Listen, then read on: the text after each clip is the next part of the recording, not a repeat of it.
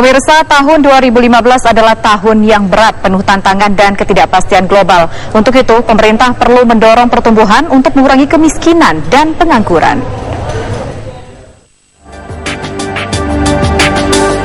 Sejumlah faktor, baik faktor internal maupun faktor eksternal, sudah menghadang perekonomian Indonesia di sepanjang tahun 2015.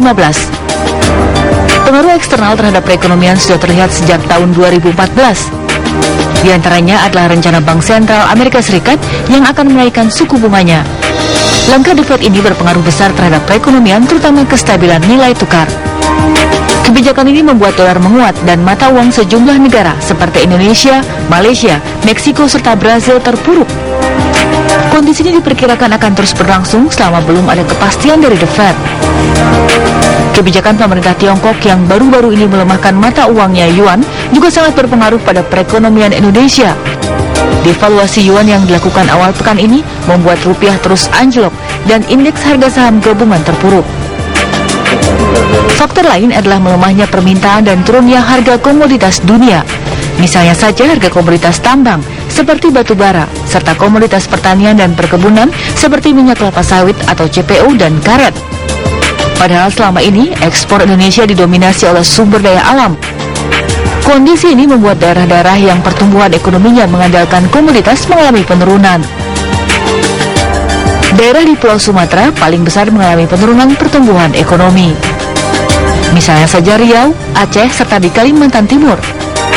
Ketiga daerah ini adalah penghasil komoditas yang cukup besar. Misalnya saja Kalimantan Timur yang banyak mengandalkan hasil tambang batu bara. Pertumbuhan ekonominya pada kuartal 2 2015 menjadi negatif 0,25%. Sementara Riau yang merupakan penghasil kelapa sawit atau CPO juga turun sebesar minus 2,64%. Dan Aceh pertumbuhan ekonominya negatif sebesar 1,72%. Sementara itu, tantangan dari dalam negeri adalah belum maksimalnya belanja pemerintah. Hingga pertengahan tahun ini, konsumsi pemerintah belum signifikan pengaruhnya pada perekonomian, yaitu hanya sebesar 2,5% dari PDB. Paruh kedua tahun 2015 menjadi tantangan berat bagi pemerintah untuk memperbaiki laju perekonomian. Pasar keuangan dalam negeri dan kestabilan nilai tukar rupiah pada semester 2 masih akan diuji. Menyusul rencana Bank Sentral Amerika Serikat yang akan menaikkan suku bunga acuannya pada September mendatang.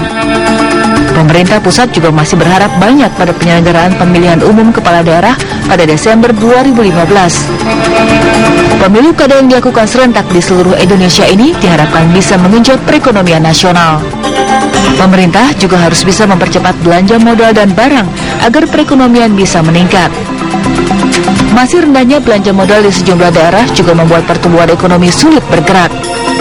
Namun, daerah yang sudah merealisasikan belanja modalnya lebih cepat bisa menopang pertumbuhan ekonomi. Dari Jakarta, tim TV One mengabarkan. Perlambatan ekonomi Indonesia yang terjadi sepanjang tahun ini diprediksi masih terus berlanjut hingga tahun 2016. Ekonomi Indonesia diprediksi sulit menembus angka 6% akibat beragam sentimen negatif yang lebih banyak dipengaruhi faktor eksternal. Dalam draft Nota Keuangan Rancangan Anggaran Pendapatan dan Belanja Negara 2016, pemerintah memasang target pertumbuhan ekonomi sebesar 5,8 hingga 6,2%. Berbeda dengan proyeksi pemerintah, Bank Indonesia justru memprediksi laju pertumbuhan produk domestik bruto atau PDB tahun depan lebih rendah dari target pemerintah.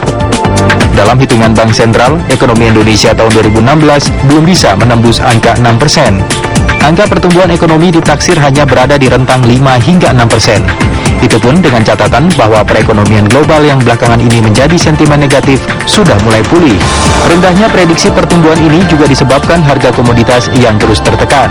Harga komoditas yang telah terkoreksi rata-rata 5% diperkirakan kembali terpuruk hingga turun 11%. Tentu saja kondisi ini bakal mempengaruhi kinerja ekspor nasional yang berasal dari komoditas unggulan.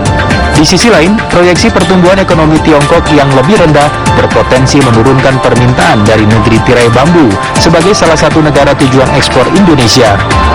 Padahal sepanjang tahun ini, impor komoditas dan manufaktur Tiongkok dari Indonesia sudah terkoreksi hingga 2 digit. Dan yang harus lebih diwaspadai adalah langkah devaluasi yuan di pekan ini yang mengakibatkan gejolak di pasar pasar keuangan dunia. Akibat kebijakan tersebut, posisi Indonesia sebagai salah satu mitra dagang Tiongkok dipastikan akan ikut terkena dampak buruk. Secara keseluruhan, kondisi eksternal membuat prospek perekonomian nasional bisa lebih memburuk. Satu-satunya yang diharapkan bisa menjadi mesin pertumbuhan ekonomi adalah memperkuat konsumsi domestik dengan lebih banyak membelanjakan anggaran pemerintah ke sektor-sektor produktif. Dari Jakarta, tim TV One mengabarkan.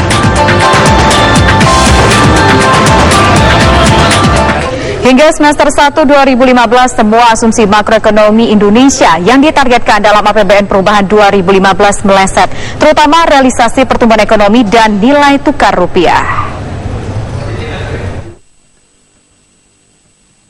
Perekonomian Indonesia pada semester 1 2015 jauh dari target yang diharapkan dalam anggaran pendapatan belanja negara perubahan 2015. Pertumbuhan ekonomi pada semester 1 hanya sebesar 4,7% atau jauh di bawah asumsi di APBNP 2015 sebesar 5,7%. Sementara nilai tukar rupiah yang ditargetkan rata-rata sebesar 12.500 per dolar Amerika hingga pertengahan tahun ini sudah mencapai 13.000 rupiah lebih. Begitu pula dengan asumsi lifting minyak dan gas yang jauh di bawah asumsi dalam APBNP 2015. Realisasi asumsi makro yang meleset juga diikuti dengan rendahnya penyerapan anggaran negara dan rendahnya pendapatan negara. Hingga semester 1 2015, realisasi pendapatan negara semester baru mencapai 771,4 triliun rupiah atau hanya sebesar 43% lebih. Target penerimaan pajak juga masih kurang, hanya mencapai hampir 42% atau sekitar 621 triliun rupiah.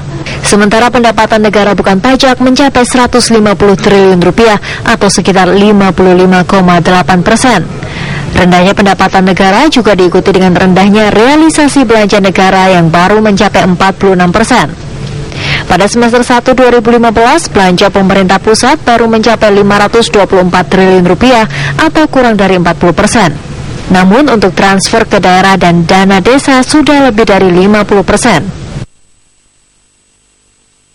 Rendahnya belanja negara inilah menjadi salah satu faktor yang mengakibatkan pertumbuhan ekonomi melambat.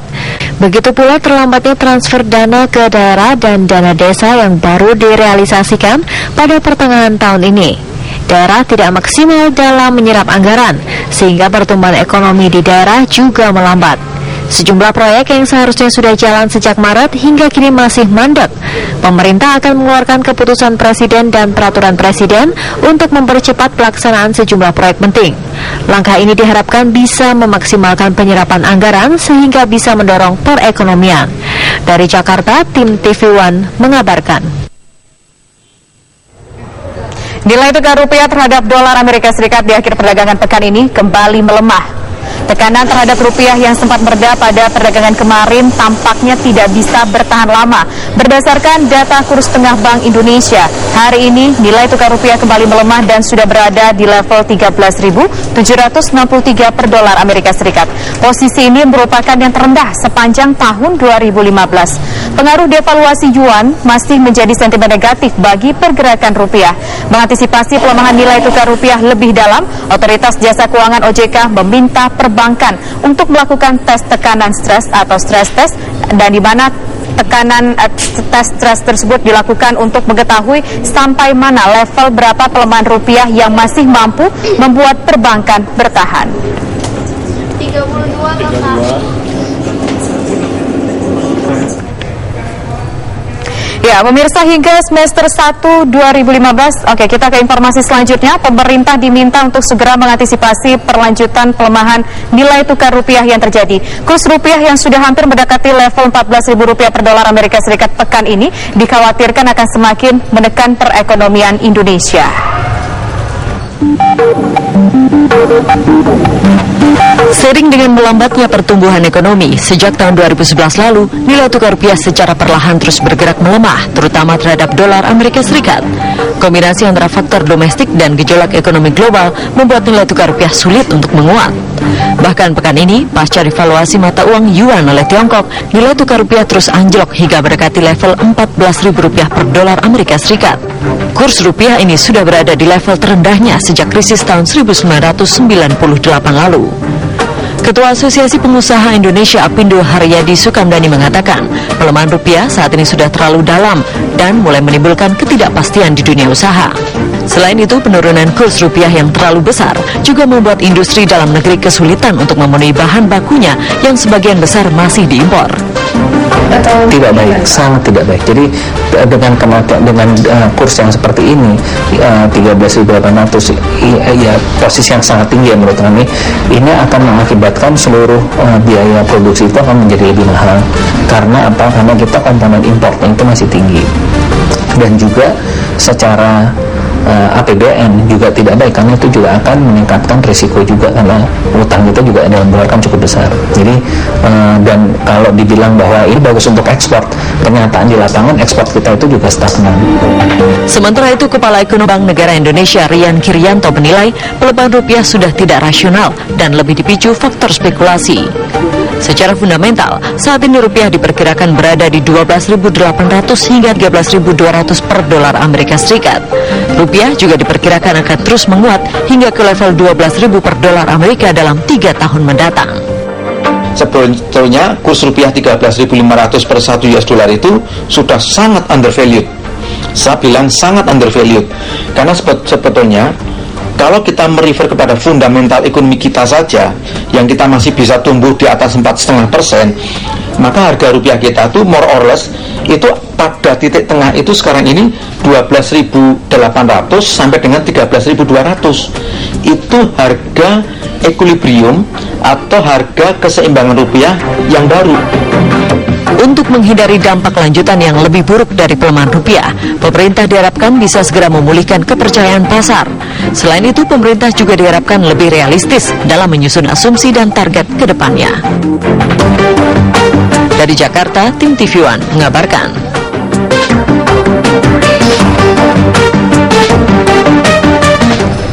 Pemirsa, usai jeda berikut kabar khusus masih akan kembali, tetaplah bersama kami.